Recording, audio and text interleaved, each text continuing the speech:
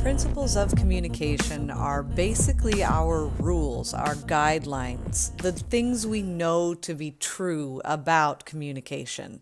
There are a number of them, starting with our first principle, which says that communication can be intentional or unintentional.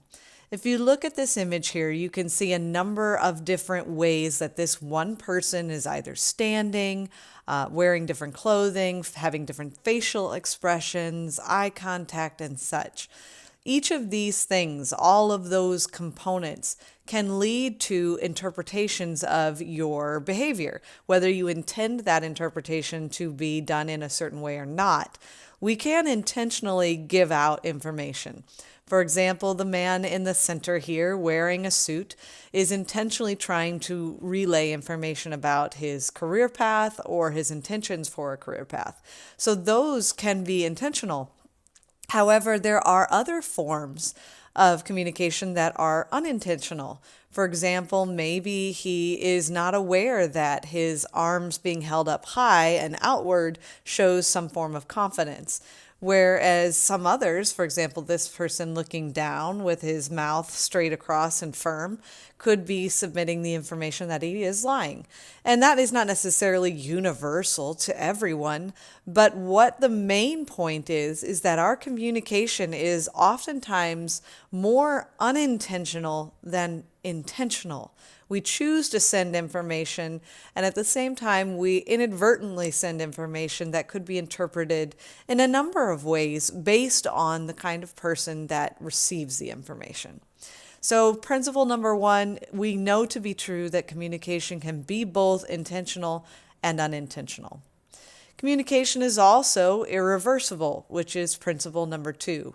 What we say can never be taken back. Now, we can clarify, we can restate, we can do all of those things, but we can never make it fully disappear. So once you say something, maybe you say something that hurts the feelings of another person, and it is taken either in anger or maybe it's just misinterpreted. While you can clarify or apologize, that doesn't mean that that instance of communication is now gone. You can't take it back and start over fresh. That communication will remain in their minds. And in some cases, it is a minor impact to almost no impact at all. And in other cases, it can create a perception of a person based on how many times you communicate in these ways. I've got a list of quotes here that I think highlight how misspeaking, and in this case it's verbally having a misspoken verbal interaction, can actually impact your reputation. Here's the first one from George W. Bush. "I know how hard it is for you to put food on your family." That kind of statement, although obviously unintentional, definitely impacts his perception or the perception we have of him. Another one from Dan Quayle. "I love California. I practically grew up in Phoenix." Again, not necessarily intentional, but does send a message that is quite extreme and can impact that perception of this person.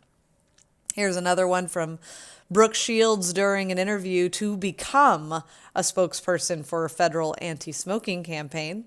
And she said, "Smoking kills. If you're killed, you've lost a very important part of your life." Well, yep, that is probably true. So there is, again, another form of communication that you can't take back. And in this case, she was attempting to become a spokesperson for this program. And then finally, our last one here from Ivana Trump. "Fiction writing is great. You can make up almost anything." And I will leave that there as it is. So communication is intentional and unintentional. It is also irreversible. And it is something that can not be done, if that makes any sense. We cannot not communicate. If you've ever seen Ferris Bueller's Day Off, you'll be able to see this here, and I think it highlights it clearly. In 1930, the Republican-controlled House of Representatives, in an effort to alleviate the effects of the Great Depression, passed the So here we have an image of the children, or in this case, mostly adults, that are sitting in the classroom audience and are blankly staring at the professor as he speaks. So what is being communicated there?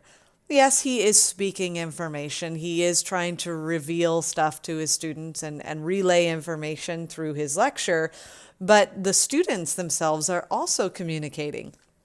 It is impossible not to communicate. In this case, their facial expressions show that they are uninterested in what is being said, and in an extreme case, extremely bored with what is being said. So what's being communicated here? Well, in this case, there's a lot of emotion being communicated, or lack thereof. In other situations, it might be that the communication is being relayed through your clothing style, as we mentioned earlier, or again, your facial expressions or tone of voice. And in some cases, we can even communicate material when we're asleep or when we're silent. Silence alone communicates a message. So if you send a text message to a friend and it takes hours for you to get a response, if that message was originally a heated issue, you might take that silence as a message they're sending to you, that they're upset with you, or that they're frustrated, or they just don't want to talk to you. So even silence is a form of communication. We cannot not communicate. Principle number 4 is that communication is unrepeatable. We cannot do the exact same thing 2 times or more than 2 times. We cannot repeat ourselves. Yes, we can restate a sentence. Yes, we can request something or do the same nonverbal expressions more than once. But purely the act of doing it more than once sends another form of the message. So there's different encoding and decoding going on there. For example, if I ask my child to please go clean your room, and they stare at me blankly, I could repeat myself by saying, please go clean your room. Now, even if my tone and my word choice were identical, the fact that I had to repeat myself is another form of communication, or another part of the communication process. So it is unrepeatable in all circumstances, even when you identically say the same thing 2 seconds after you said it. I always think of the example of driving down the highway and you hear a commercial for Taco Bell, and that Taco Bell commercial comes on a minute after it had just come on. Well, when you first heard it, maybe you missed it and you didn't really gather what you were hearing. But the second time it comes on, it sticks out because you just heard it and you're more engaged in that idea. And I think, oh, I could use Taco Bell right now, when you may not have heard it the first time, or you have had passed over it the first time. So it's not necessarily a complete repeat of the information, because communication is absolutely not repeatable. Next one, and our final one, is principle number 5, which says that communication has both content and relational meaning. So for example, if you were to hear this message from your friend, hey, let's get together later, that would be acceptable. That would be completely normal. And you would think, all right, yeah, let's get together later. Or maybe I can't, I have to study, whatever it might be. So saying let's get together later from a friend to a friend is completely acceptable. But what if your boss or your instructor came up to you and said, hey, let's get together later? That tone, that language choice for that particular relationship becomes quite uncomfortable. So in this sense, we have both a content message, which means the request just to be with another person, and a relational meaning. There's a change in the meaning of the message because of the relationship you have with the person speaking it. Same would go for something like this. If, let's say, you are speaking to your friend and you say, or your sister or brother or child, hey, you look really pretty today. That is different from a boss to a female employee, or vice versa, saying, hey, you look really nice today, or you look really pretty. Depending upon their tone, that relationship could very much change the nature of that message. All messages have both the basic the surface level information that is literal, that you can see just from the voice, just from the words, and also a level of information that exists based on the relationship you have with the person. Going back to the example from previous principles where I told my son or my daughter or my children to go clean their room, that message means something different if I say it to my children as compared to if I were to say that to my husband.